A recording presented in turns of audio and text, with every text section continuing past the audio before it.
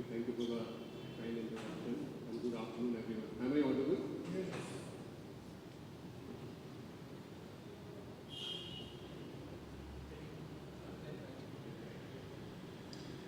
So, first of all, let me say it's a pleasure to be a part of this event. And today also happens to be the auspicious day of Lokmanya Tilak Ji's birth anniversary. So that's a special privilege to be here. I'm thankful to the organizers, Mr. Chitle in particular. He reached out to me a few months back actually, and he has been a part of this project. So of course I had to say yes, and we were discussing the potential dates. So I'm glad it is happening today. And I'll tell you why it is happening at a very right. It's a very timely event, and I'll come to that later. So I'm not really fond of PowerPoints. I don't prefer PowerPoint, but today I thought since it's a new subject, and so some slides can really help in explaining what exactly it is and how it will work. I have some slides. What I'll do is I'll take you through that, and then maybe if you have any questions, I'm happy to take some questions. So let's start. What I'd like to cover. Okay, now I need to see the slides.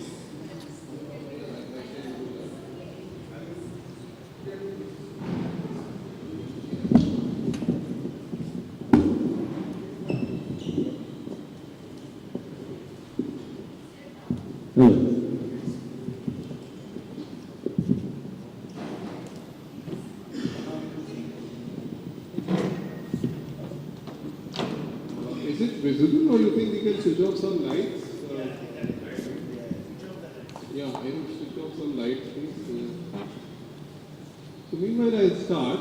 So what I would like to do in the next half an hour or less than half an hour would take you through what is the context and what is the background for setting up the social stock exchange and what exactly is social stock exchange. That's very important to understand the basics. Then, what are the key pillars of this framework that we propose, which would include, who becomes eligible to list on the stock exchange, how will you onboard the non-profits, what would be the different instruments and structures, and also, what would be the disclosure requirements and concept of social auditors, capacity building fund. There's a, number of important dimensions which I will take you through. Then finally, where we are in terms of, the action, where are we in terms of the status and the way forward.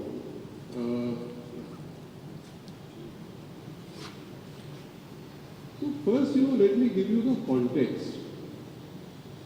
See, SEBI or the capital markets, generally we understand people go there for making profits, right? You invest in stocks or you trade in stocks with a view to make profits. And SEBI has also been set up to regulate the stock market. So what are our strengths as a regulator, or what are the key features of our securities market today? So first we need to understand that. Then we'll come to the social side. So today, our market cap as percentage of GDP is close to 100%. Markets have done very well in the last few years. Our markets rank among the top 10 markets of the world. And we offer world-class institutional infrastructure, products, practices. Quality of regulation is comparable with the best in the world again. And we are rated high by various external agencies like IMF, World Bank, ISO, etc. So, in short, we have tremendous capabilities as far as regulating the regular stock market is concerned. Now, let's change the track a little bit. As a country, India needs a lot of capital and a lot of patient capital which can come and stay in our various investment needs. Why do we need a lot of capital? See, a couple of things which I've tried to list here. If you look at the Human Development Index ranking, so we rank 131 among 189 countries, so we have a long way to go. As per the Niti Aayog estimates, India needs about 6.2% spending of GDP to achieve 2030 UN SDG goals. So we've committed to those development goals of the United Nations by 2030, and we don't have enough funds. COVID-19 was a huge disruption, that has affected financing timelines. The short point I'm trying to make is that for all developmental needs of our country, the funds which are available with the government often fall short and they're not enough, right? And conventional capital is not adequate. So you need capital from all sources. It could be philanthropic capital, it could be, commercial capital, it could be any kind of capital. We need loads of it. And we need to explore where this additional capital can come from. Next please. So now the question is, on the one hand, you have a good stock market system. On the other hand, country needs funds. So can we, the questions are, can we leverage our securities market strengths for the benefit of social sector? Can we facilitate raising of funds by non-profit social enterprises and voluntary organizations within the securities market domain? Can we develop some new structures and mechanisms just like social stock exchange? Or can we tweak our existing, various instruments and various structures to meet the needs of social capital in our country? And can we also, create the associated regulatory framework? So when we started on this exercise, our natural question was, look, SEBI doesn't have the sort of expertise or capabilities on the social sector side. We are more used to regulating a capitalistic institution like stock exchange, right? But we thought, can we leverage our strengths for the benefit of social sector? So this is the brief we gave to two groups were set up. Let's move to the next one. So let me explain the convergence here. So one is your securities market which we talked about, other is the social sector. So funding of the social sector through the securities market system, that's where the SSC fits. Social stock exchange as a concept, since it's new, we need to understand as to why SEBI is getting involved in this, right? So as I said, we have some strengths in securities market system which we need to leverage for the benefit of social sector. Basically, you can say capitalism meeting socialism, or some intersection in between, right? Or you can say commerce and philanthropy, so coming together, right? So that's the idea. Next one. So as was earlier mentioned, this started with the announcement by Honorable Finance Minister in the budget speech of 1920, where it was stated that a social stock exchange will be set up, and it will be set up under the supervision of SEBI, and it will facilitate raising of funds by non-profit sector, and it will be an electronic exchange. So that was the starting point for us. Then we set up working groups, because as I said, we didn't have enough expertise on the social side. We had enough expertise on the stock market side. And so two groups were set up. First group gave high-level recommendations on social enterprises, possible instruments, reporting requirements, etc. So the technical group which was set up subsequently, there the brief was to further develop, further build upon the recommendations of the working group, and Mr. Chitle was part of the technical group, right? So there, the group worked on developing the concept of social audit and also defining what could be a social, what kind of social enterprise can raise money from social stock exchange and so on.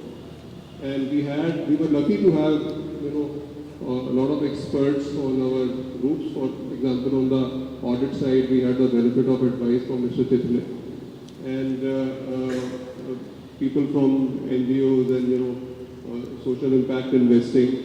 So let me also mention elaborate a little bit on the last bullet. This is a road less traveled for anywhere in the world, I would say. There are not many examples of a great success of this kind of experiment. So we didn't have much to learn from others. So we had to, kind of invent it ourselves as to what could be the best way forward. See, for example, you have some initiatives taken in Brazil, Singapore, London, Canada. All these countries, whatever we have studied, we found that they have introduced the concept, but it has not really delivered in terms of, ability of the non-profits to raise money through these sources. Some are matching platforms, some are, information platforms and so on. So what is a stock exchange? You would have heard the story of a blind man, defining an elephant. Five blind men, defining an elephant. So different people will have different ideas of what could be a social stock exchange. So let's move on. This is just for fun. So what we need to understand is, idea is not to set up a separate exchange as such. So social stock exchange will be set up as a separate platform on the existing stock exchanges. And it would enable non-profits to list or register on this segment and raise money. And also, in fact, from the point of view of impact investing, we are also covering for-profit social enterprises under social stock exchange.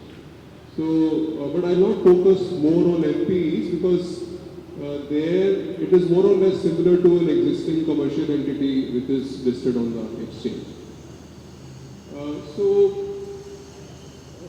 We need to take a little, it's not like a conventional company listing on the exchange. It's slightly different. So when we say that social stock exchange, it will cover various structures, mechanisms and instruments under that, and we will see some of those details later on. So in that sense, it transcends conventional understanding, and it is our understanding is it is a broader holistic concept which will cover various structures, mechanisms and instruments. It's an evolving concept world over, but I personally feel it has tremendous potential, and especially in a country like India, it's also a need of the hour.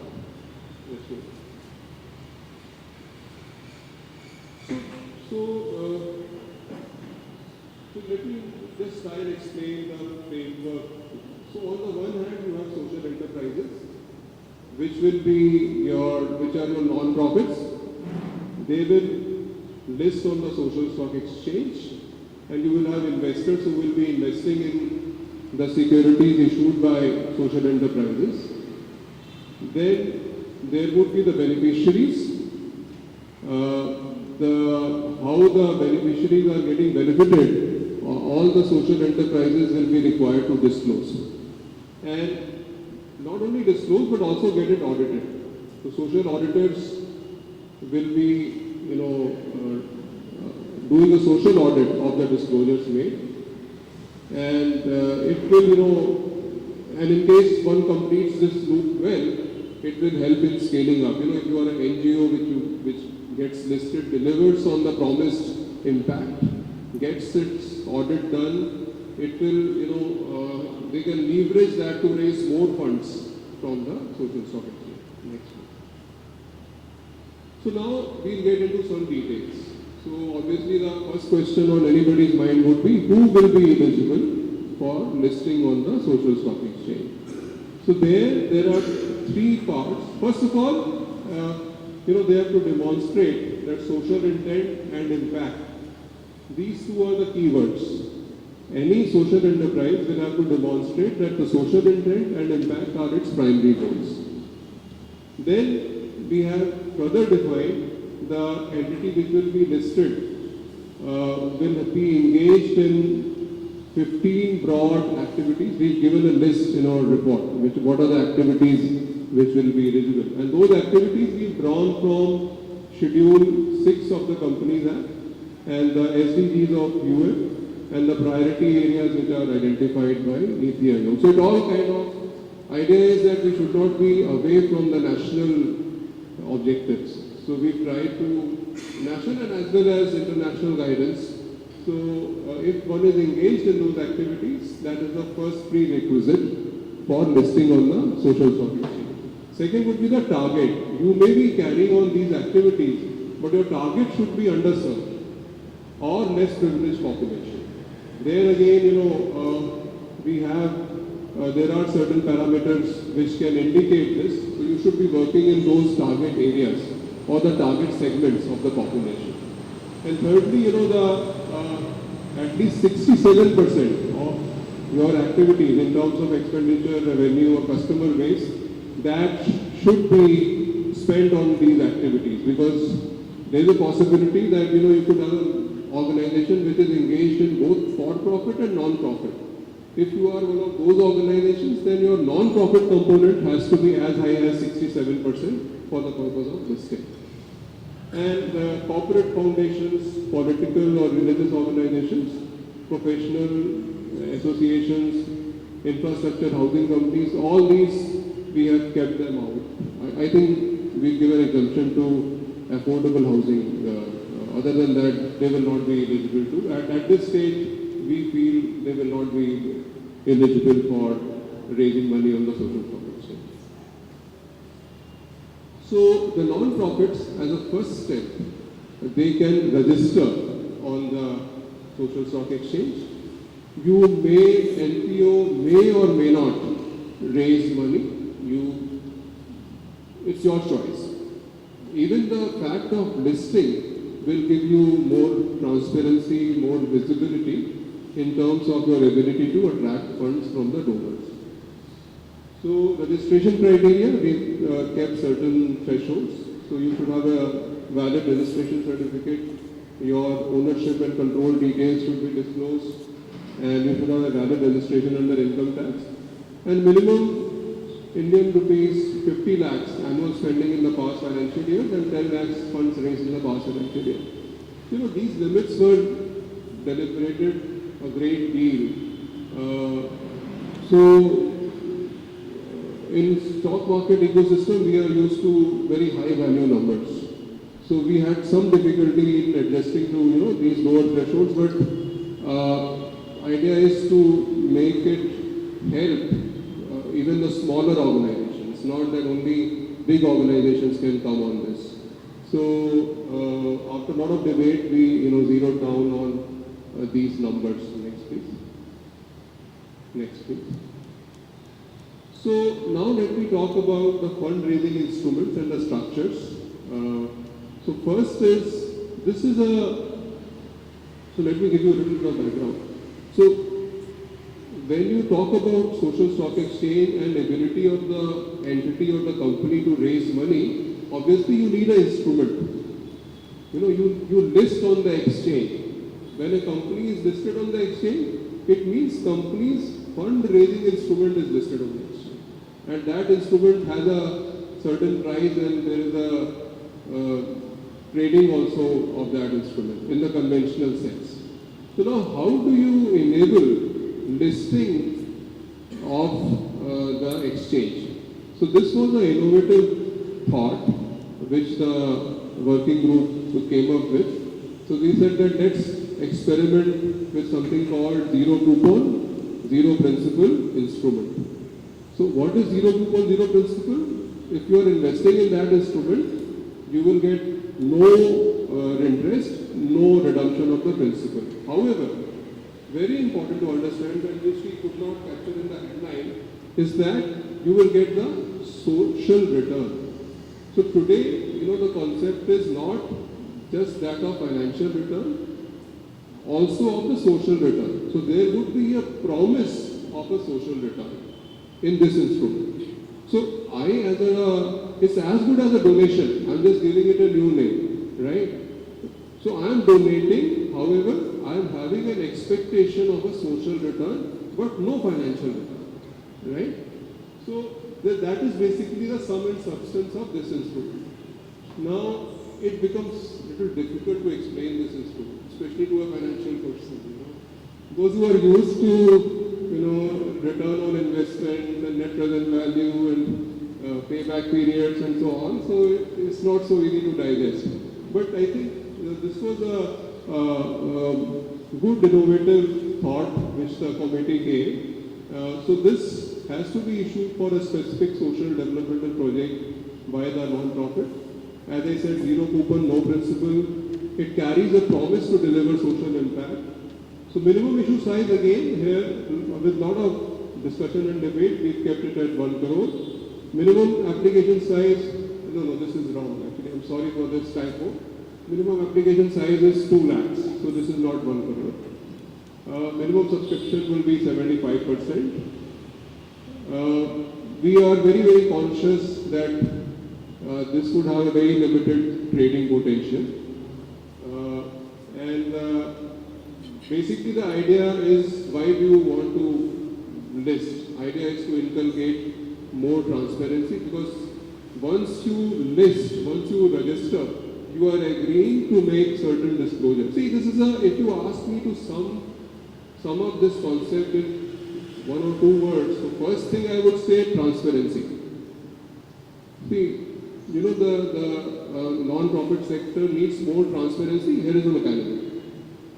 So it's very defined transparency. What you will disclose, how will the audit be done, what will be the frequency of disclosure, and accountability. Once you've taken money, you will definitely show where you spent that money, how it has benefited the end population. So I'm very happy to inform that this instrument has been notified by the Government of India on 16 July, just exactly a week ago, as a security. So in fact, I was telling Chitlizab that let's wait for that and then we do this event. So it happened, before. I was expecting it to happen in some time when we spoke. So I'm glad it has happened before this event. So this has been notified, so which means the government has recognized this instrument as a legal security which can be listed on the stock exchange. So that is one instrument which the exchange, social stock exchange, will offer. Second is the social impact funds. So SEBI already had, so this is the instrument which we already had. We have now tweaked it after our committee deliberations. So we already had the concept of social venture fund, where a fund could invest in the social activities without expecting any financial returns or expecting low muted returns. But there were certain areas which were not very clear around that structure. We brought more clarity and greater focus. So we've rechristened these social venture funds as social impact funds. It has not yet happened. It will happen very soon because we are waiting for the government's notification. Now we will notify our regulations.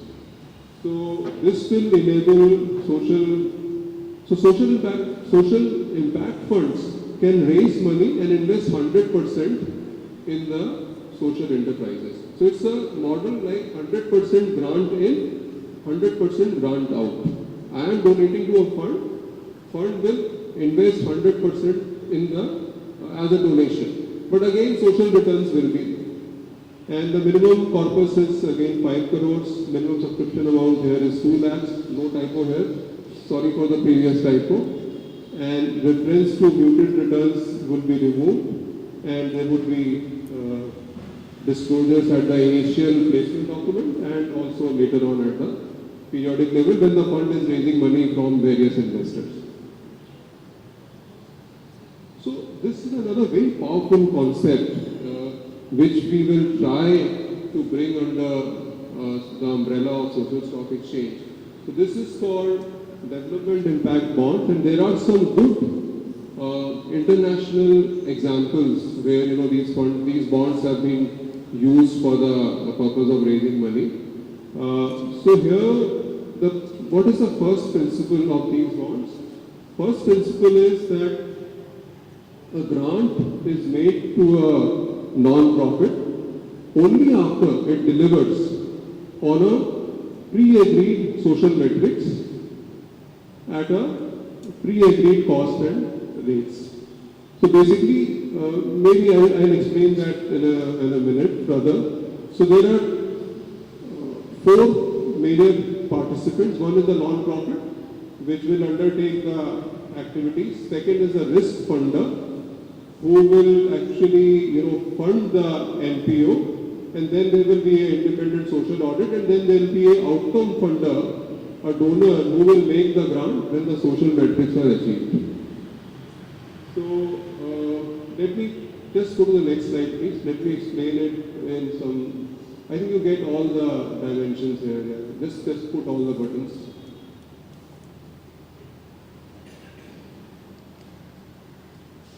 So this is where PPT is helpful.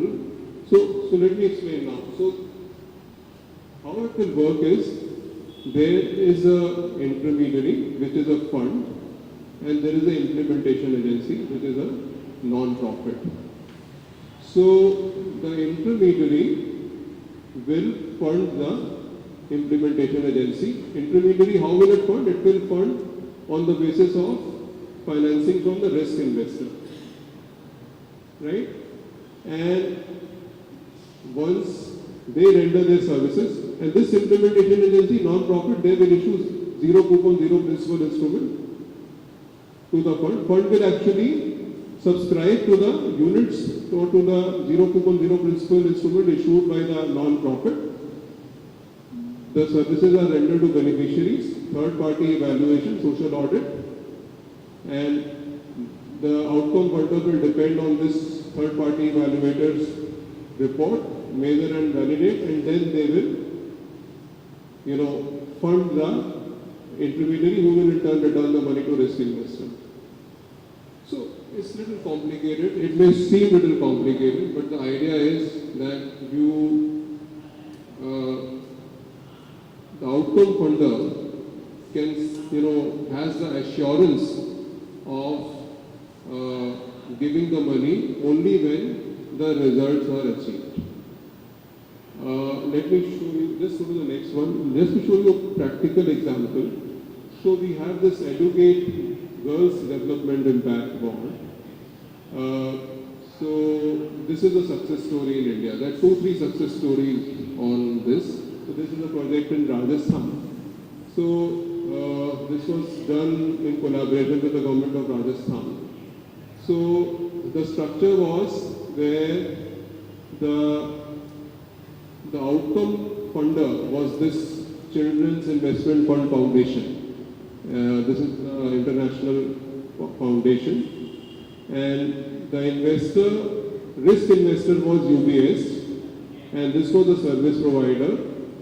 There are a couple of service providers here, and based on the work done by this organization and the evaluation of the outcomes by another organization, the social outcome report is generated, and then the outcome payer steps in and pays the money. And so you may ask, what is the interest of risk investor? Risk investor has certain margins. He has certain returns. So basically, let's say if anybody hypothetically has a huge fund and you want to, put that money to good use, so you can become an outcome funder. But you are saying that I will release the funds only when I see the results on the ground. and I am willing to pay certain margin on that. In the sense that, if 10% or 15% is your margin, I am happy to pay that, which will be your return. But at least I am assured that my 100 rupees is well spent. Right? So, next one please. So, another very simple and very easy to understand structure is the mutual fund structure, where the existing asset management companies can collaborate with credible NPOs for donation of returns. So you might have heard there was a fund run by, I think it is still there, where HDFC Cancer Fund, where you have the option of choosing to forego certain returns, and those returns will be donated to the Cancer Society. So I will not spend much time on that, that is easily understood. But this is also, we've incorporated this as a part of Social Stock Exchange. Then for profit entities, existing fundraising structures which are available to the existing companies, the same will be applicable here also. Of course, there are certain additional obligations on disclosure of social impact, which these for-profit entities will have to commit to. Next one. Now let's talk quickly about the disclosure requirement. So there would be initial disclosure requirement, and there would also be continuous disclosure requirements. So these would be your vision, target segment, governance, management, finance, continuous disclosure, social impact report, covering impact score card on reach, depth and inclusion. So what we've done in these two reports is we've also spelled out all these disclosure requirements. So which will of course evolve with experience, but we have a starting point. Then NPOs will also disclose on an annual basis.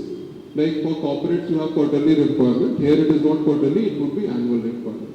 Annually you have to disclose your financial aspects and any event which has material impact on the achievement of the outcomes, that they will have to disclose in 7 days. Unlike in the corporate segment, you have to disclose it almost immediately.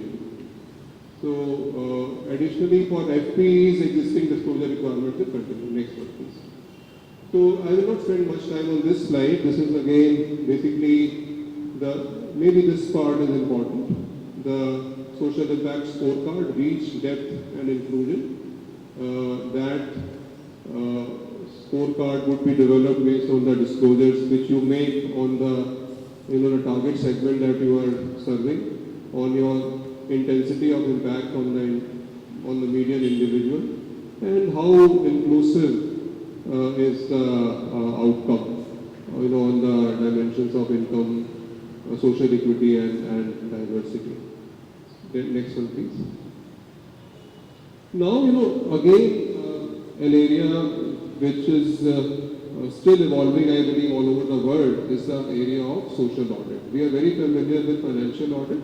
You have an Institute of Chartered Accountants, which is given accounting standards, auditing standards. But this area is relatively less developed and still evolving. So here, the idea is that whatever disclosures are made, they should be auditable and they should be subject to audit by a impaneled social auditor. So we are developing in NISM, we are developing a certification module. NISM is our National Institute of Securities Market. So we are developing a module for certification of social auditors. To begin with, social audits will be performed by reputed firms and institutions. And we also plan to have a SRO, self-regulatory organization. I mean, you may have a social auditor, but who will take action against the social auditor if there is any conduct issue, that the certificates are not given properly and so on. So there will be a separate sustainability directorate under ICAI or any other agency. In fact, let me mention, ICAI has been engaged with us, apart from Mr. Chitle, we had also from the ICI, one nominee on the committee. And idea is that you need some, to begin with, some self-regulatory body which will be housed within ICAI as of now, that's the thinking. Then, they will have empanelment, registration, standards of professional conduct, how will they deal with the membership, and prescribing a code of conduct, etc. Then the social audit standards covering aspects of engagement, acceptance, basic principles, audit procedures, assurance report, all those things will be developed by ICI. And I am happy to inform you, this work is also underway. Considerable work has already been done. Let's move on. So this is the last piece. So point is, it all sounds good, it all sounds fancy, but you may say, that many of our non-profits are not equipped, they are not so sophisticated to deal with all of these requirements. Unlike the commercial sector, unlike the for-profit entities. So we thought of a capacity building fund which will actually do the function of hand-holding of the NPOs in terms of, if they need any assistance in let's say, preparing their application for listing on the stock exchange, in meeting with the disclosure requirements, in understanding the audit issues. So, capacity building fund, we are little ambitious here. Our intended corpus is 100 crores, and we are already talking to NABARD.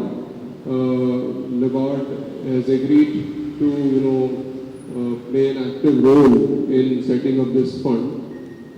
And we are also talking to SEBI, who were also expected to contribute. And we will have a sort of a governance structure around how this fund will be administered. We will also see that there is the fee structure for registration is affordable, and this fund will step in there as well to help the entities. So this is my last slide. Hope I overshot. So anyway, this is the last one. So the framework was actually approved by SEBI board last year. After that, we worked on the regulations, and regulations were approved by our board in February this year. This instrument has been notified on July 16. Now the next step is our regulations which are ready, they will be notified soon. So this should happen very quickly. NISM, as I said, is working on finalization of curriculum for certification courses for social auditors. And ICAI is working on developing social audit standards, and discussions are going on with NABARD, SEBI for creation of capacity building fund. So this is what I wanted to share with you. I don't think I have anything else. Can you just go to the? Yeah, thank you for your patience and your time.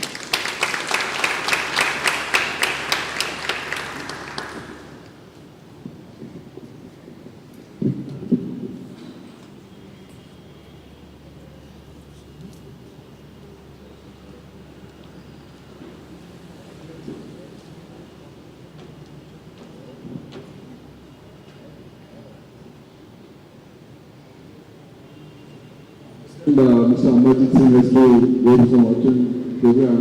So any questions, we can take a couple of questions from the audience.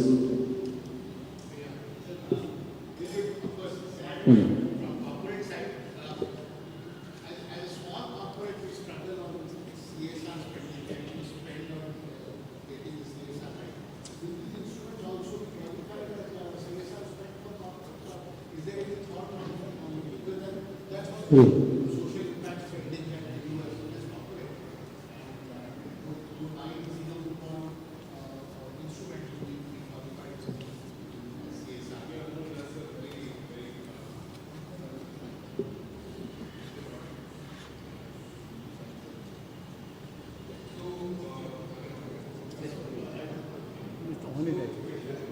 Valid question. Yeah, thank you. So that's a very valid question. If you look at the reports deal with how CSR and social stock exchange can complement each other, and how the CSR money, if it is allowed to come to social stock exchange, how it will kickstart the exchange. I leave it at that because this is a subject matter which is not in our control. This is handled by Ministry of Corporate Affairs, but we have thought of those interventions. Sir, the concept looks very good, but the rate of success will depend on the practicality of implementing it. What I find is that the provisions for crowdfunding provided that we have to do more into this social sector. Because those provisions are more clear and we have a trust setup which is monitored by somebody and where the crowdfunding takes place. A small share of the money can be inspired by the entire society or some organization. Those provisions appear to be much clearer form than what we said yesterday. And that is also helpful to social sector because ultimately the people's participation is ensured through crowdfunding. The society has no money. So can those provisions have some integration with this kind of thing? I think that's again a very good question. So crowdfunding, the way we understand today, it is an unregulated activity, right? So there is no assurance of any oversight by any regulatory body as such. There could be a private platform, or you don't even need a private platform. You could simply, launch your own website and say that I need crowdfunding for ABC projects. Those who are interested can donate. But here, the huge game changer is the benefit of supervision, the benefit of regulator, and the transparency that goes with it. So this is much more credible. In crowdfunding, I'm not sure if you have the disclosures, the kind of disclosures that we are eliciting. So as a donor, my concern is if I have given 100 rupees, I should see to, I should, be assured of the whatever cause I am donating for, the money should be rightly spent. That's all you need to know, right? I mean, looking for any financial return. So this is the platform where we have thought of, those kind of disclosure requirements on a initial basis, regular basis, audit requirement. Even for audit, initially the thought was we are not ready for it. But point is, we want to do something solid. We don't want to start with something which is halfway house. So it has taken some time. I mean, we've been working on this for the last 2 years now. But the idea is to have a well-regulated segment, and we'll see where we go from there.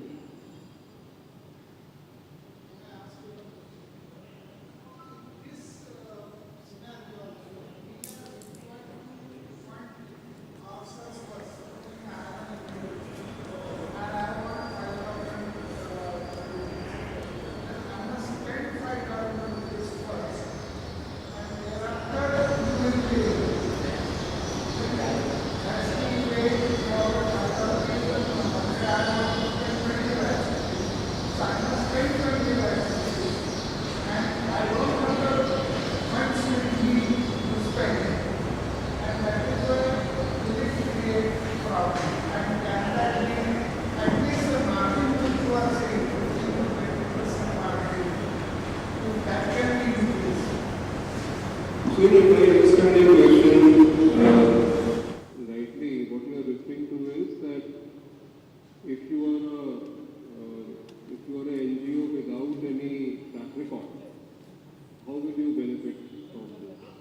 I think that's what you're asking, right? I mean, you need to have some money you must have spent in some track record requirement and so on. I think that also is important because you should have certain track record before you come to a platform otherwise it may be too risky. See, even when you come to, even the companies when they are raising money from exchange, there are certain eligibility norms. So there's certain track record which is required. If you don't have track record, then you must have funding by qualified institutional buyers and so on. So,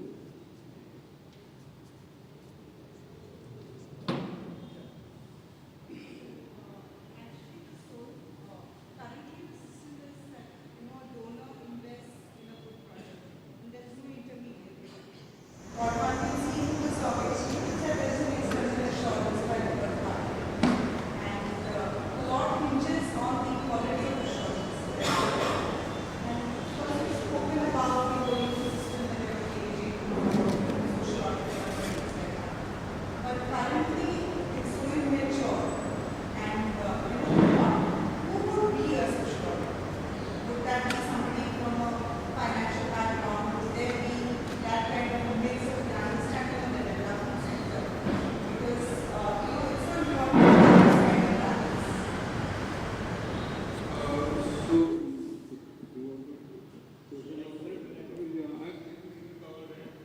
We discussed this again in great detail. So, yeah, I think he'll answer better than this. So, it's the last question. The funding to NPO happens one through CSR and another through high net worth individuals and a trust. Now, high net worth individuals and trust would require by donating aegis certificate. So, that I think we need to take care. We should recommend to the government that this is eligible for aegis. Otherwise, other than CSR funds will not come out. Yeah, no, that is valid observation. So recommendations have been made to that effect. So we stop here now. Thank you very much, Mr. Amarjit Singh. In fact, you are explaining well, what do you say, simple word and language, the confluence of commerce and philanthropy. And in that commerce and philanthropy, let me just tell you, sir, as you are aware, we are a 100-year organization. So our founders also had introduced zero coupon instrument that time, and many of the philanthropists, this hall itself, is named by Mr. Gokhale, he had funded that time, and whatever be the amount, 10,000, 20,000, but they never accepted interest, and that's how this organization is grown. So some of the old ideas are still taken forward. I think thank you very much for coming here and introducing. These are all people who love to know ROI, the return on investment, big investment sale.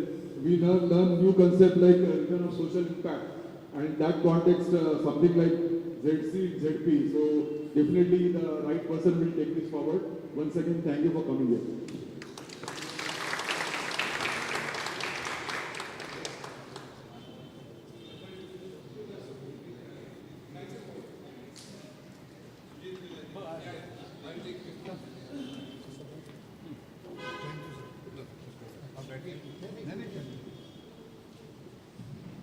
Before we begin the next session, I request our secretary, Mr. Mahesh Kale, to felicitate Ms. Mabel Abraham, who has come here. She's from L&T, and let me tell you, L&T funded one of our projects in Lokmanya Sevanga last year. So we just want to recognize the service of L&T. Thank you very much, madam.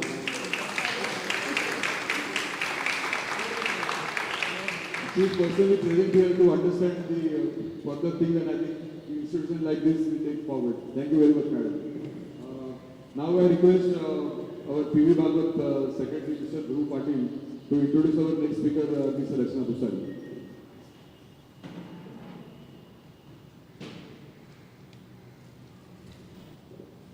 Good evening, everybody. It's my pleasure to actually introduce Rachna and me, her colleagues at the National Stock Exchange. So it gives me pleasure to introduce her. Rachna Bhusari is a Vice President at National Stock Exchange and is responsible for primary markets, business development initiatives of NSE. Rachna is a postgraduate in financial management and law graduate with almost 21 years of experience working with NSE.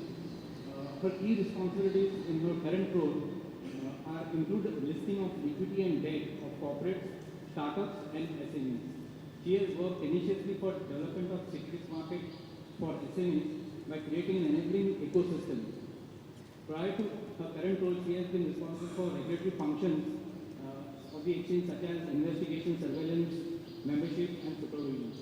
Let us welcome Rachana to give us an insight into the functioning of social stock exchange.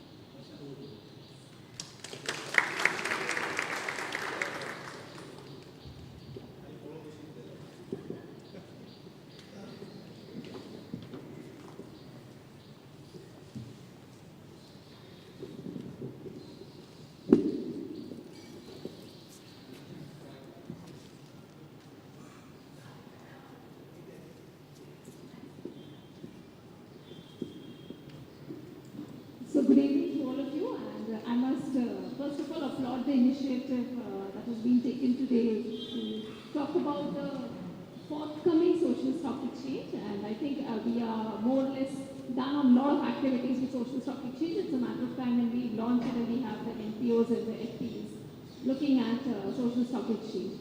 So I've also put up a PPT. It may sound a lot of repetition because Amarjit sir has covered most of it that was discussed. So I'll try to keep it very crisp. And Dhruv, thanks for my introduction. It's been very humbling. When I joined NSE, Dhruv was my very senior colleague, and we always looked upon Dhruv for various advices. So thanks, Dhruv. It's really a very humbling moment today when I work with you on the social stock exchange even today. So,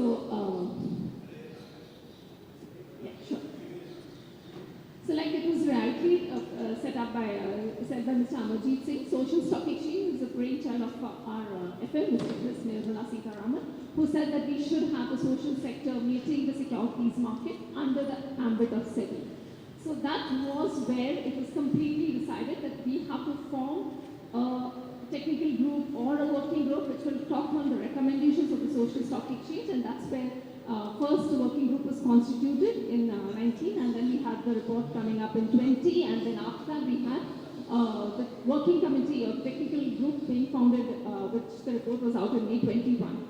So both the efforts that were done by SEBI along with exchanges I think it was completely activity which was driven by the intelligence of the NPOs and the FPEs, which wanted to say that what it would bring them to this credible platform, and as well as the impact investors as to what will help them look at this NPOs as a tool which will attract their investments into the social stock exchange platform. So it was a culmination of all, with obviously the ICEI and some of the legal experts also being there in the committee and the group to say that how it could help bring the transparency aspect as well.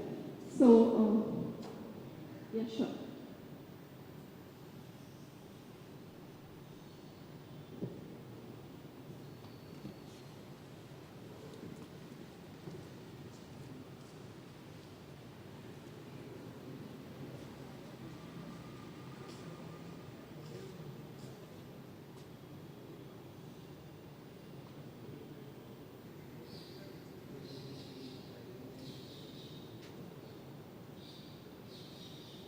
Basically, the idea of social stock exchange was that this to be a regulated platform that brings together social enterprises and donors. That was the first idea of forming a social stock exchange. The second is facilitating funding and growth of social enterprises. And the third being enabling mechanism to ensure robust standards of social impact and financial reporting. So this was the three pillars on which the concept of social stock exchange was formalized. And I have a slide which will talk about the global scenario. So I think one of you referred very aptly about crowdfunding in the social sector. And I think one of my slides will cover that, how globally the social stock exchange have been perceived at, and how India has adopted a model which is separate from the global stock exchanges. And like rightly said by Mr. Amarjit Singh, we don't have a successful social stock exchange model across the globe that we could look at and drive some of the facilities or the framework that is available. So,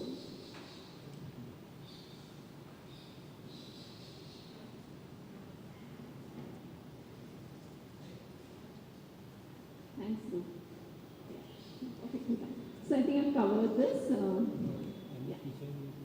Yeah, this is how the global scenario is. You have the Brazil Stock Exchange, which is the BYSA. It's a crowdfunding platform.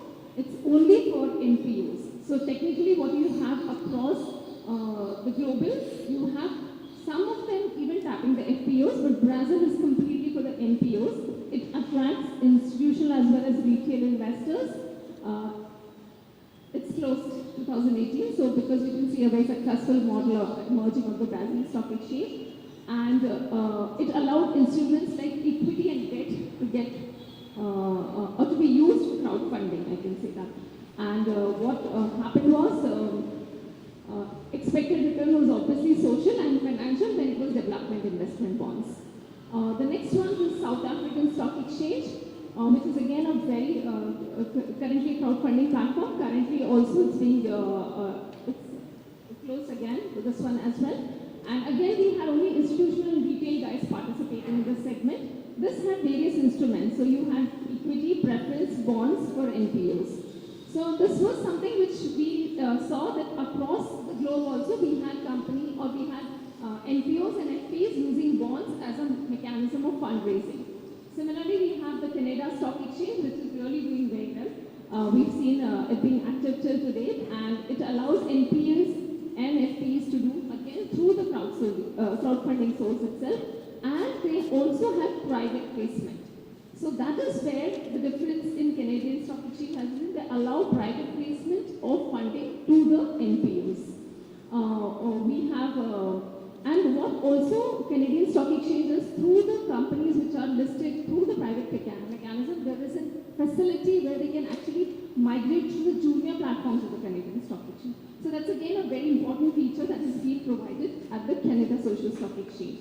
Again, the investors are institutional and retail. You have expected returns like any other stock exchange. It's on the social and the financial aspect as well. They also have, Canadian Stock Exchange also have additional category of investors which can invest or which can donate to the crowdfunding platform. They call it accredited investors. So people who are non-institutional investors but have high net worth, the ones that we have high net worth individuals, but under the regulatory ambit. So they are accredited investors. So in Canada Stock Exchange allows accredited investors to contribute to the cause of social stock exchange. Please can I have the next slide? Yeah. So I think this is very well covered by Amarjit sir, wherein he said that what is that an FP and an NPO should have to come onto the social stock exchange. So it's very important that they have to be involved in the 15 activities that have been identified in the schedule of the social stock. As for the NCA, the 15 schedules that have been set, so we said that 15 activities have been identified for demonstrating the social intent of the NPO or the FP. Primacy of the intent, it has to be, like he said, 67% of either your revenue or your expenditure has to be towards the social sector. So that's the, when any one of the following, that's the third part of my list. Target segment, it has to be in any of these areas where you're able to demonstrate that you are making a difference in any of these target segments. Ineligible activities we've already discussed, so I will not repeat. The next, I put it down in a very process flow, ease of understanding. You have two kind of entities which can come onto the social stock exchange. You have a for-profit, which is called as FPE, for-profit enterprise. You have the NPO, that's the non-profit organization. Now what is the first requirement of an NPO and an FPE to come on social stock exchange? It's establishing primacy of social intent. How do you establish the primacy of social intent? It's by demonstrating that you are involved in one of those 15 activities and 67% of your income or expenditure is to the target audience. So once you establish your primacy of social intent, either you are an NPO or an FPO, what is the next process? For an FPO, there is a facility of only registering on the social stock exchange. So now this is something which is different because currently in the equity markets and the capital markets, you have nothing called as registration. You list onto the stock exchanges. Here there is a facility of registering onto the stock exchange. What do you do to register on the stock exchange is just give a list of documents which I'll be covering in my next slide. So what happens with registration is your visibility increases. Your ability to demonstrate that I am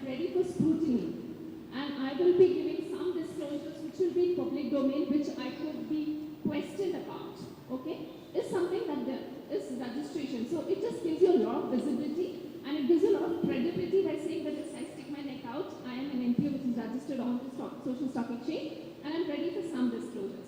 Now, because of this, what happens is it attracts donors who are interested in contributing to a cause which is in a way being regulated or being monitored or by being visible in public domain. Because that's, I think, one of the factors as a donor. Even today, if I were asked to donate to I donate, but back of the mind, the thought is, whether they do justice to the donation that I have done. So what makes the difference here by registration is that at a point of time, you draw comfort from the fact that they are onto a platform which is under the regulatory body. So I think that is going to work very beautiful for the NPOs. That's going to be something which is going to be attracting the NPOs who are already doing much more due diligence into their activities and who are ready for a scrutiny. And after that, once they're registered onto the platform, if they feel that yes, I need to go to the step of fundraising, which is through the stock exchange mechanism, they can themselves get listed on the stock exchange.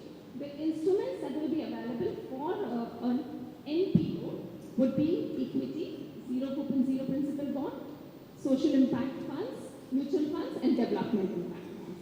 So these are the options that will be available for an NPO. Now what happens in case you're a for-profit enterprise? Again, establishing your primacy of social intent, first thing, and if you're a for-profit enterprise, you have the choice to list yourself directly onto the stock exchange using any of the platforms that's available. So if you're a large enterprise which is in the social sector, you qualify for main board. So you can list yourself on the main board, raise funds through the main board. So in that case, what happens is you have to give all the disclosures that is required for a main board company, but you also have to demonstrate your social intent and how you are creating an app using this mechanism. So that's for FPs. You don't have to register. You have to directly do a security listing. What are the instruments? What is available today for any corporate? Equity, debt, social impact funds, and development impact funds. So you can list using any of these instruments. The difference, I hope I've got it clear, you can list on any of the segments of the exchange. You can, if you're a large corporate, you can choose to list on the main board. If you're a mid-sized corporate, you can choose the SME platform. So you can even list yourself on the SME platform if you don't have the high criteria that have been prescribed for main board. And you also have a innovators growth platform, which we've not seen any company get listed on the innovators growth platform.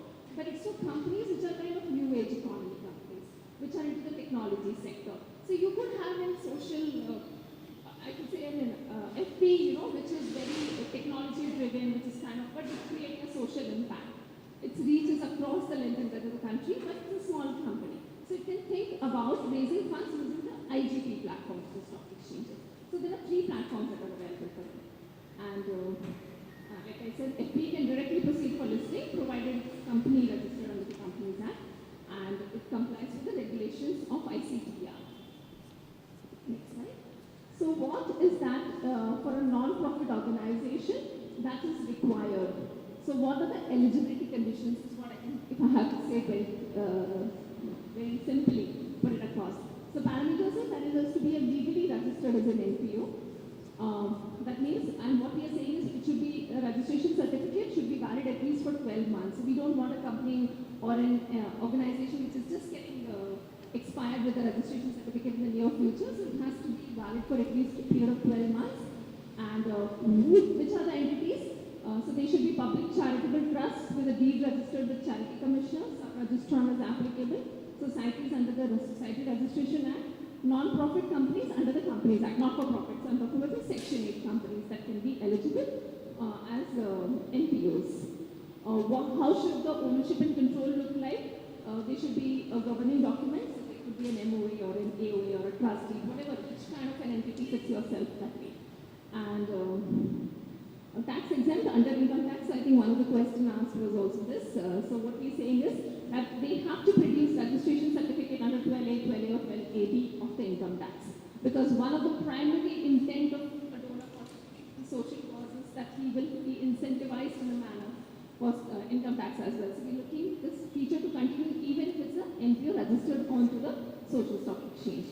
And registration with income tax is very important. The age of the NPO, we're going to look at your registration certificate, and like we said, we need to have a track record. So what we're looking for is at least 3 years of registration certificate should be valid for a company, NPO. And reduction as it is valid under APG. What we are looking as quantitative parameters is that you should have annual spending in the past financial year of at least 50 lakhs. And you should have funding in the past financial year of at least 20 lakhs.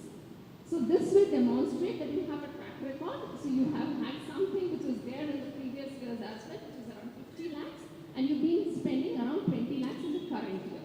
So this is if you establish, you're good to go as an eligible NPO to be registered.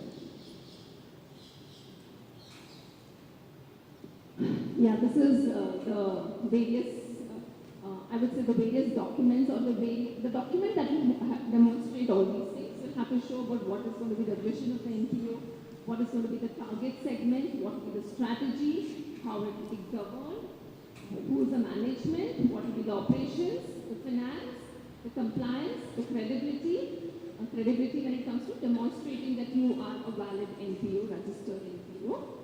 Social impact, so that will show about the impact scorecard as to how you are creating a difference on the target segment and the target population that you've selected.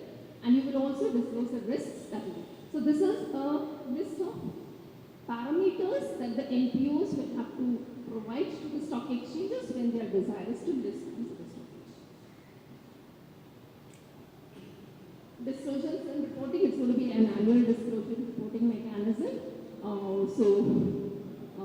We need list of top 5 donors or investors, list of top 5 programs, budget-wise, details of governance aspects, program-wise fund utilization for the year. I know this is all going to sound extremely demanding for an NPO, but I think when you talk about tapping the public markets or looking at a larger audience coming and donating towards a cause, then I think it's also the responsibility to demonstrate in return that yes, we are doing justice to this and this is what the transparency is about, this is what we're going to be showing it. Reporting on social impact, there will be an annual impact report and it will demonstrate and the trends also, and what is the beneficiary validation is also one more thing that will be added to the whole process. So the ecosystem that has been recommended by the social stock exchanges, there will be social auditor, there will be capacity building fund, there will be a social impact fund for which the definition has been revised, and there will also be an information repository as this social stock exchange picks up speed and volume, then you need to have a repository as well to see where the projects are, what the spending has been, so that will also be done. Now this is from the framework perspective.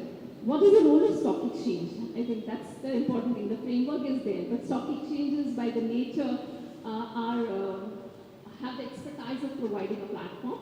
So I think that will be the first takeaway that in stock exchange will give us provide a platform. The second thing is the moment you think about coming onto the stock exchange, whether it's by a listing mechanism or it's by a registration mechanism, is build a credible platform. So that you have transparency, you have fair and equitable treatment is what the next expectation is. So I think what stock exchanges will do is, and what I've been doing in the SME segment, and I think we have to replicate that in the social stock exchanges, create more and more awareness about this. And reach out to as many as NPOs possible, explain to them, I think burst the myths that surround being a listed exchange, being listed on stock exchange or using the platform as registration, because we learned through our SME experiences that a lot of promoters are very, very closed in their approach towards disclosing information, towards using ownership, towards saying that if I disclose information, the chances of me eaten up by the competitor is much higher. So I think all these areas we have to actually talk to a lot of NPOs, understand from them that what is a showstopper from their side, ease those showstoppers, and the other factor that plays an important thing on the mind of anybody who thinks about using a platform is the cost involved in the whole process. So I think that is where again exchanges will play a big role in saying using the capacity building fund and using their own using their own inputs to ensure that the cost is minimized. It will not be a revenue generation model for stock exchanges. It's going to be a facilitating model for any stock exchange. So stock exchanges, I think, are apt in creating not only the platform but also the ecosystem. And similarly for social stock exchange, they're all geared up to create that ecosystem, work with fraternity, who's going to be not only the demand side but also the supply side. So we propose to work not only with the NPOs but also with the impact investors so that they are able to understand what kind of NPOs are coming and to also convey the message to the NPOs as to what kind of disclosures the impact investors need to bring funds into their company or into the organization. So from that perspective, I think I'm done. And any questions? Yeah, this is the list of eligible activities. I think all of us know. So should do. That's it from my side. Thank you so much. Any doubts?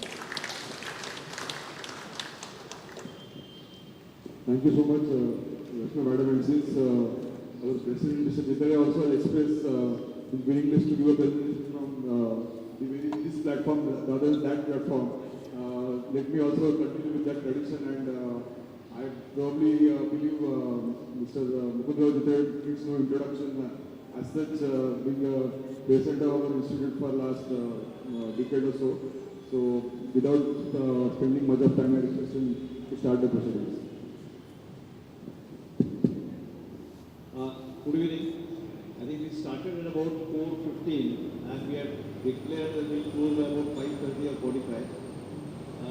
Considering the subject, what we have covered so far, majority areas are covered. So what I'll try to do is, I have a presentation, but I'll run through that, not word by word, but capture those things which I feel need to be added. I think that's the way I'll try to cover the matter.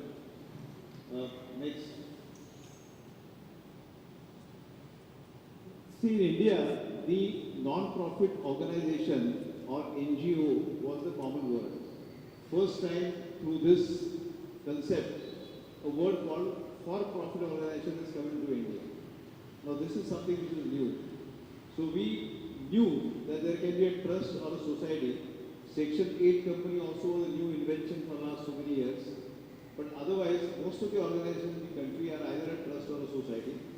And we have hardly known anything called for-profit organization. So the first point that one can note is that through this concept, something called for-profit organization concept has come, and let me spend a few minutes on that. Can tomorrow Ambani International School declare itself to be a for-profit organization and register on social stock exchange? The answer would be no. The condition is more than 67% of your revenue, expenditure, beneficiaries should be for those who are underserved or unserved. Tomorrow, can Apollo Hospital declare itself to be a for-profit organization and register on social stock exchange? Normally the answer would be no, because again their revenue, expenditure or beneficiaries may not fit into that criteria. But if there is an organization, I might keep taking some names because I know those names. There might be some hospitals which are started by pure NGOs and they really work at small places for the benefit of small people.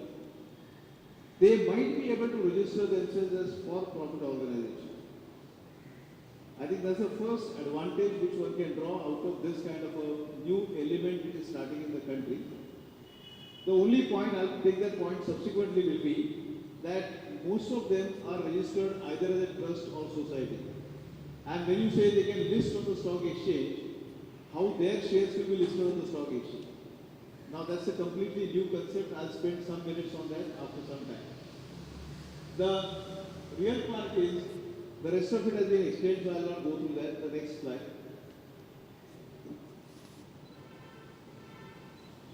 These are various things which have been covered by the earlier speakers, so I will not say what it is. But broadly, for-profit organizations will go through the route of listing. That means they will have their, you can say, shares listed, documents listed. Now it may not be shares, they might have their zero coupon, zero principal bond. Now it's always very nice to find some new names. You call it simple donation, we understand that. But zero coupon, zero principal is a donation. But when the name comes brand new, I think we can discuss it better. So zero principal, zero coupon, term it the way you like, is basically a donation, but it has got one caveat. The person who is investing it is investing in a zero coupon, zero principal bond, but the NPO, not profit organization which is receiving it, is a promise of social returns. And I think that's what our earlier speaker explained. that there is a promise of social returns, and that promise will have to come in a very open manner. I think many of us sitting here work in social organizations, we work on social fronts. We do work, but do we promise on day one that I will render this service or I will do this social work, and we match our work with the promise that we have made? I think that's the kind of a change which will happen because of this kind of a report. We'll cover this when I go into the details, but broadly, for-profit organizations, it is like a company listed on the stock exchange, subject to the condition that more than two-thirds revenue expenditure beneficiaries is for underserved or unserved. That means tomorrow if there is something which is starting in Tripura, Meghalaya, Nagaland, which is an underserved area, then maybe even a good hospital there might be able to go into the category of calling it to be for-profit organization, show the shares or instrument as listed. Now this is where the contradiction starts. So far Section 8 company was known to be a company which is not for profit. And if you look at the entire report, the report says for-profit organizations will be through NPO. Will be through Section 8 company. Now the Section 8 company itself is not for profit, but now the concept brings out an idea that such a company can list its shares on the stock exchange. Now this is where some amendments to the law will be required, and I think those of you can spend time. This report is available on the website of the SEBI, and it very clearly shows what are the amendments which should be made to various sections of the Companies Act, FEMA, FCRA, income tax have been specified there. So this might come to be one of the amendments, that it could be a Section 8 company, but the shares of it when they get listed on the stock exchange, somebody who trades in those shares might make a profit. And it is not necessary that they might register only the shares. They might trade on the zero principal, zero coupon bond. Now that is something which will evolve over a period of time. We have to wait and watch. But for non-profit organization, I think that is where we'll spend some more time. What it really means is, we need to go and register. And for registration, what is it that is required? It can be a trust, it can be a society, it can be a Section 8 company, no problem. But we must have vision, we must have mission. Now many of these words are very unique to our mind. All of us working in Lokmanya Seva Sangha for so many years, at the back of their mind they might be having their vision. But is the vision documented? Is the mission documented? I think if I use some Marathi, for Lokmanya Seva Sangha, Seva karavaya lava devaha yogyata kara. That means, let me serve and let the God give me the ability to serve. Now, is it called a vision or is it called a mission? I think these are the kind of things that all of us will have to address and document this in the form of some written document. So when we say registration, what it would mean is many NPOs, because I am connected with at least a few of them, and I can say many NPOs, when we look at these kind of things, we'll have to learn to package it properly, put it in a written document, and then go for registration. The work that we do, I'll talk about that in a few minutes, may be proper, but our documentation many times is not necessarily complete. I would not say not proper, but it is not necessarily complete. Now let me spend a few minutes on the work that we do. What does the condition say? There are 15 activities which are copied from the section, the Schedule 3 of the Companies Act. Those which are eligible for CSR are covered here. But the expectation is you must be serving those which are unserved or underserved. So if I am doing an entertainment program or social activity for all those who are situated in Vileparle East, who have really all the comforts in their house, am I satisfying that? Possibly the answer may be no. But if I am serving somebody who is staying in hutments, maybe in the city, I know a few NGOs, I won't take name for the sake of convenience, who do work for street children, who run libraries, schools for street children. Now those might perfectly fit into this because their beneficiaries are completely coming from underserved or unserved population. So I won't go through the details of what is specified there, but I'm just trying to cover in practice what things we need to do if we want to register our NPO on this. The advantage will be that once we complete all these documents and we are able to register on, let's say, social stock exchange, it gives us a great visibility across the country. See, as our Mr. Tardalkar said in the beginning, that today the Prime Minister has tweeted saying that he was here a few years ago at Lokmanya Seva Sangha. Now this one tweet must have taken Lokmanya Seva Sangha at, I think, lakhs of people's mind. But that's not sufficient. If we are registered on the social stock exchange, automatically all over the country it will be known that this is an organization which fulfills the necessary requirements, which is willing to declare all that it has, which is willing to declare the transparency, visibility, and therefore everybody will feel confident that they can easily give this donation, zero coupon, zero principal bond to this organization. I think that is going to be the inherent advantage of NPOs who would come into this area. Next.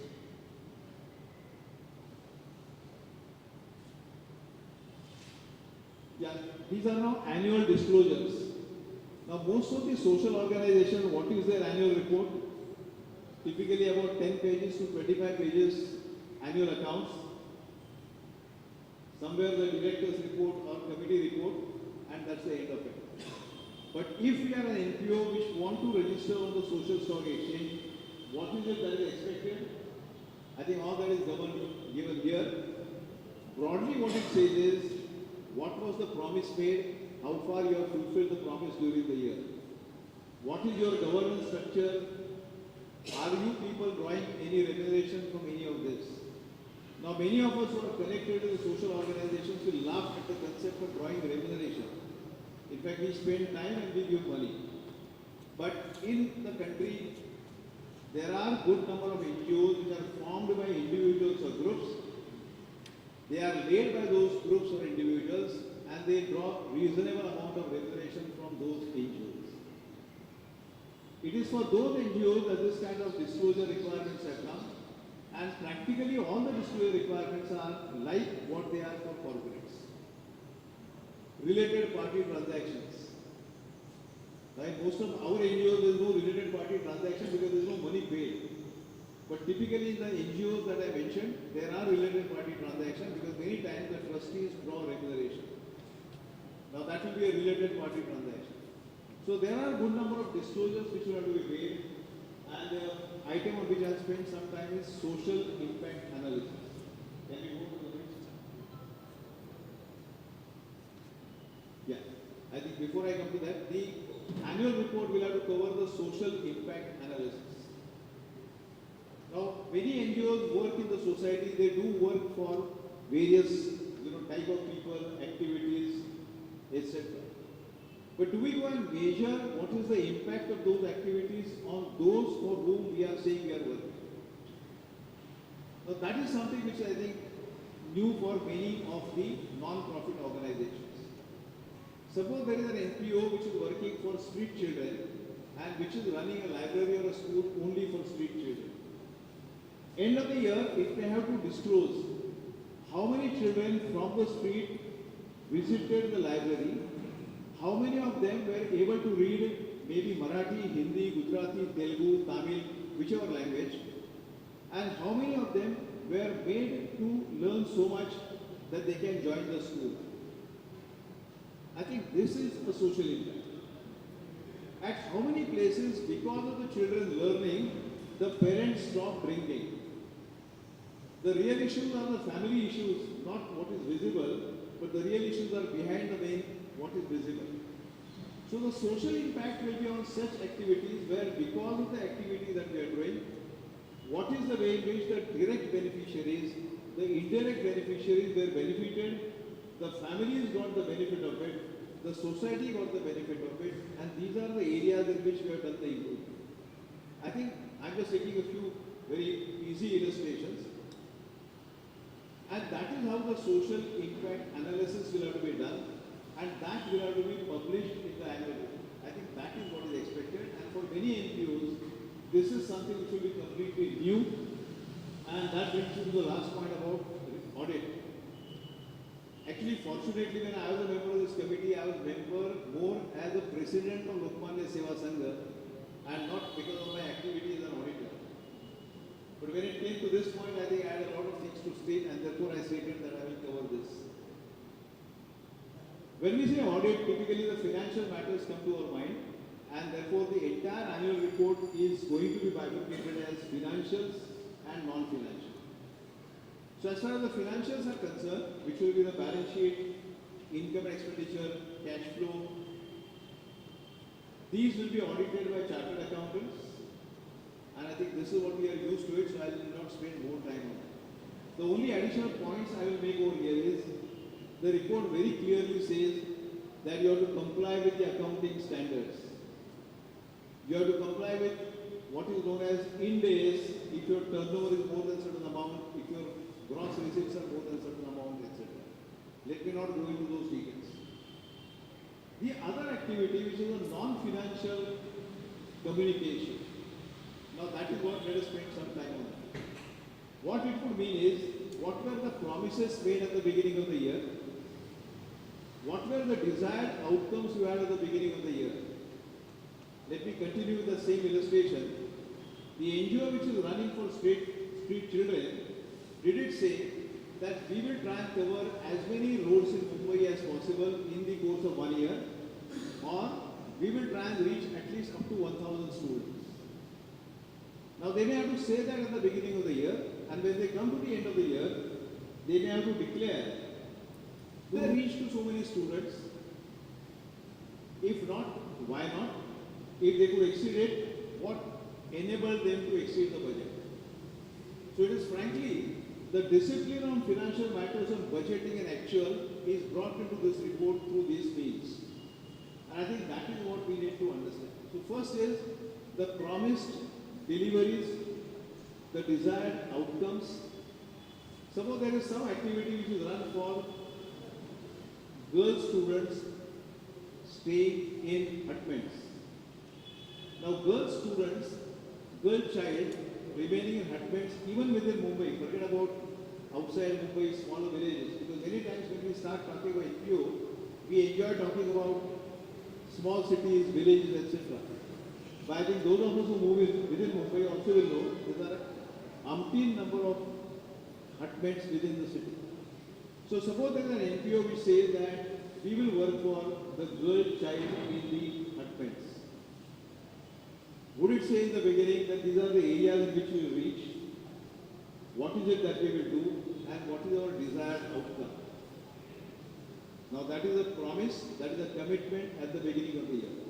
When we come to the end of the year, that NGO will have to say that we did this, and because of our work, this is our social impact. The girl child which was sitting at home started attending the school, started going to the next level of education, and so on and so forth. What is the social impact on the target audience? Directly and indirectly will have to come out of this. And then comes the social audit. Now it is very clearly understood that every chartered accountant will not be necessarily do the audit of this social impact analysis. And therefore, NISM, National Institute of Securities Market, is going to run a course for people who want to register themselves as social auditors. There will be an examination for this, and those who pass out that examination will be able to do the social audit. And I would say, in fact, many of us who are connected with social organizations should go for registration of this course. Because if we feel that I'm doing a social work, let us go and test ourselves. Let us see, can I know what is being taught in that course? Can I pass that examination? And if yes, thereafter whether I will work as a social auditor or not is my choice. But at least if I go through the training mechanism, if I go through the examination pattern, I will understand what is it that the regulators are expecting from us, what is it that I need to look at. And therefore I think the point will be on social auditors. As of today, a firm of chartered accountants will have to identify the persons who they feel are willing to undertake social audit. Such persons will have to go and attend this course. Such person will have to pass the examination, and thereafter that person or that organization will get the, you can say, enabling or ability to do social audit. There can be many other organizations or even individuals who are not CA can attend such course, pass the examination when it starts, and do the social audit. So there might be an annual report in which financial audit is done by a CA and social audit is maybe done by somebody else. Anything else? No, I think broadly that's all. Only one or two points additionally.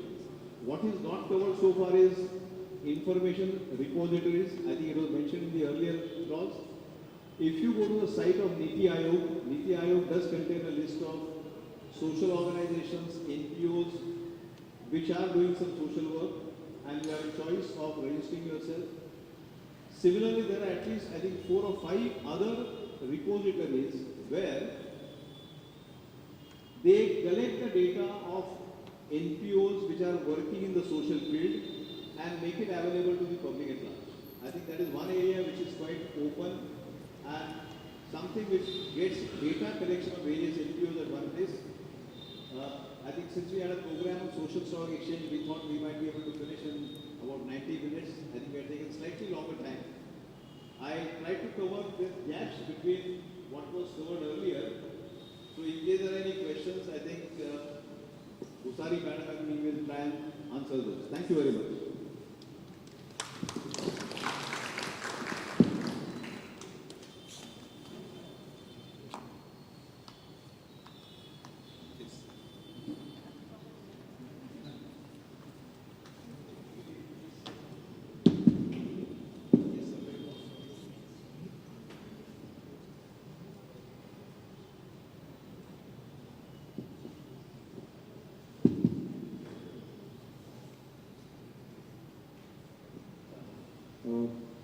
Few questions which I gathered from the audience.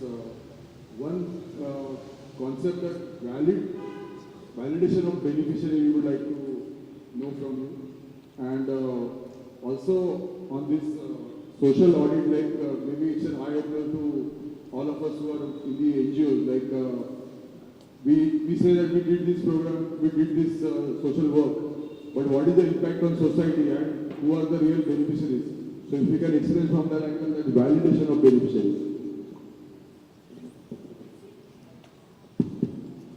See, in most of the cases, we'll have to really identify who is our intended beneficiary. Many times when we say we are doing social work, it is like a general thing that is happening. But now we have to clearly understand who is the beneficiary. And therefore, again, let me repeat the same example. If girl child in hutments are expected to be our beneficiary, that will have to be identified very clearly. Then it is better to identify a local area, maybe we can say suburbs of Mumbai, or western suburbs of Mumbai, or maybe Vile Parle and Andheri, hutments in Kunkuwadi. I think many of us are from Vile Parle. Let me therefore say hutments in Kunkuwadi and maybe one more area is our expected beneficiary. Now that's a declaration. Thereafter, reaching to those people and doing some work for them is the matter. Now, the point was validation of beneficiaries. On day one, when you decide that as an NPO we want to do some work, we'll have to visualize what work we are going to do, who are expected to our beneficiary. When we actually do the work, when we reach to that place, some of the people might fit into that category, some of the people may not fit into that category. And therefore, the validation will first happen at the working level. Whatever validation happens at the working level, through the experience, it will come in our reports, etc. And either in the audit, which is taken once in a year, or maybe twice in a year, or more often, the social auditor also will really go and see what you are saying. Is it correct? Is it justified? Is it appropriate? And is it logical? Because there is no measure which he can apply. And therefore the measurement of saying that so many rupees spent is not available. And therefore the original declaration of intention of what you want to do and what you actually done becomes very, very important. When we talk about social organizations, we are sort of under cold grace, you can say. We are not bound by RTI Act. And in an organization, if you do some work, there are critics. They would come in the AGM, put questions, and so on. In that context, exactly in what way we are going to open up?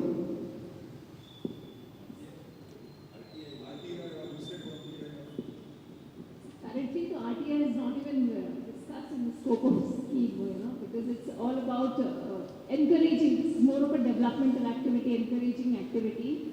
Once we have things getting on the platform, once we see the momentum happening on this, I'm sure other things will fall in place. But at the start, we have, I think the entire group was of the thought process that let's have confidential, I would say, reporting that helps develop the confidence rather than say that yes, this reporting is going to hamper the spirit of getting people on board.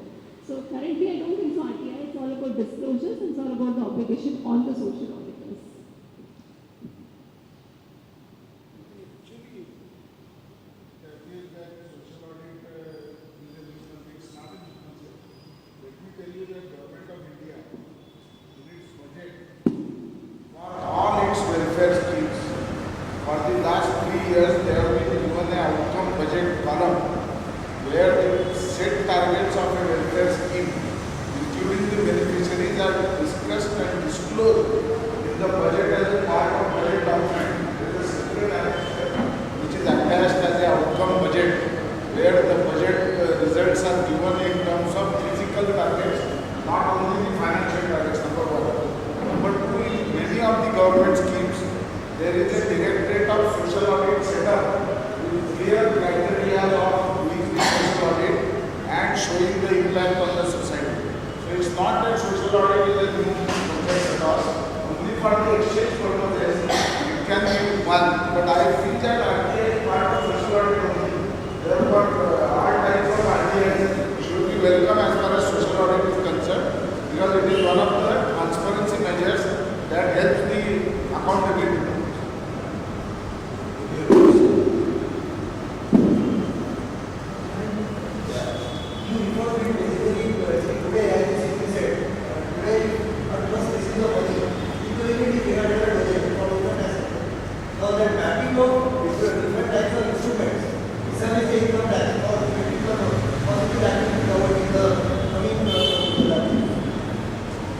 Yeah, today the amount received gets the conversion into donation immediately.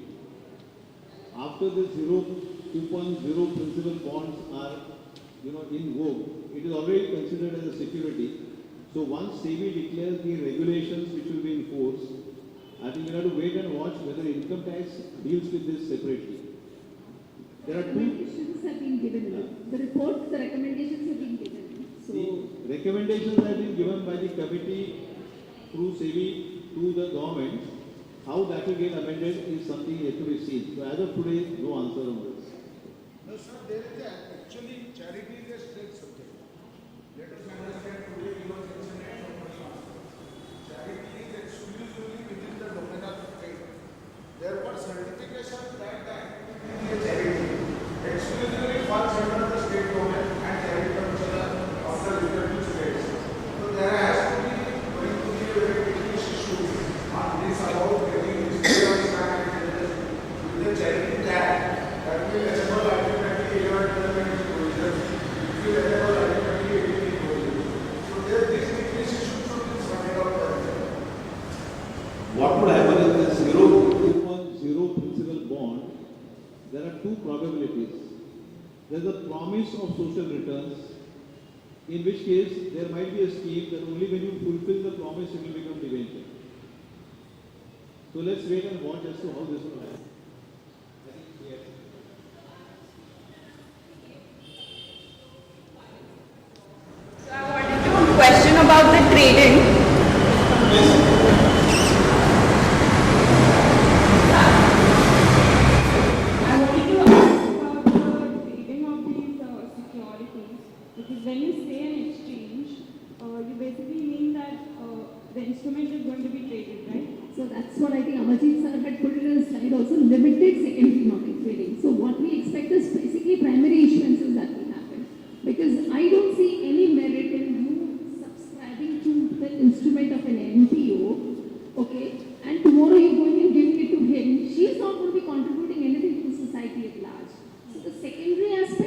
not at all in the picture unless we see something of a SVF kind of a contribution or a development impact. Okay. But other instruments, we don't see a secondary market trading account. There's no purpose there. Okay, so it's only about the primary issues. Primary issues. Because Okay. it's about social returns to you who contributed to the cause. Okay.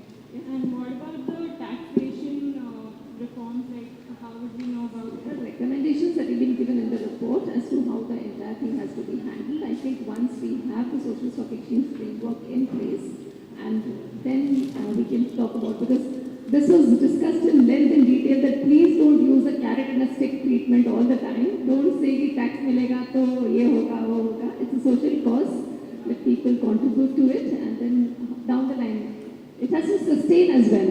You just can't give immediately tax benefit and after a year withdraw it and then it just falls down. So it has to pick up the momentum and then let people see how it has to be. Thank you.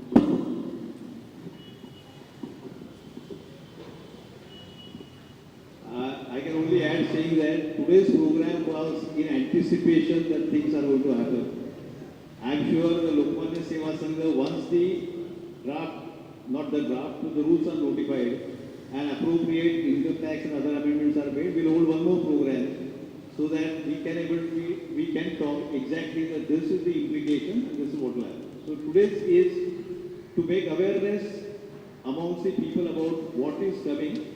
It's just round the corner, and requesting NPOs to get ready for the situation and start working in the direction. So before we conclude, I would like to invite Mr. Sujit Vainakar to give a vote of thanks. Thank you very much, Rachna Madam. Thank you very much, Jitesh sir, for enlightening us. As Jitesh sir said, this is just a start, and I'm sure as in how this subject goes ahead, we'll have a lot many questions, and we'll definitely have one more session. A couple of announcements before we break for tea and snacks. On the 31st, that's next Sunday, we have a lecture by Mr. Swaroop Atodekar. He is the AVP and cluster head of Franklin Templeton. The new revised Franklin Templeton, they've got a new CEO also now, Mr. Avinash Atodekar. So this will be a session on whether one should time the equity market. You will speak on that, and you will speak 10 minutes about what they have done and how the new Franklin Templeton is developing. I request all of you to please stand for the national anthem.